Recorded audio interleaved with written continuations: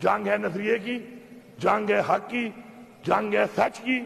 اور اب یہ جنگ جہاد کی صورت اختیار کر چکی ہے۔ سارے جا کے قرآن میں جہاد کے بارے میں پڑھ لو کہ جہاد کے بارے میں کیا حکم دیا گیا، کہ پہلے آپ ظالم حکمران کے خلاف منہ سے بات کریں، پھر اگر مسئلہ حل نہیں ہوتا پھر آپ فزیکل ہوں گے،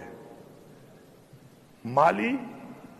اور جانی جہاد کا باقاعدہ ذکر آیا ہے۔ اس لیے نہیں آیا کہ خالی پڑھ لو، اس لیے آیا کہ جب وہ وقت آئے، وہ نوبت آئے، تو پھر جانے دینے کے لیے تیار ہو جاؤ۔ انشاءاللہ ہم لوگ عوام کو یہ پیغام دے رہے ہیں، یہاں سے پختونخوا کی عوام کو اور پورے پاکستان کی عوام کو،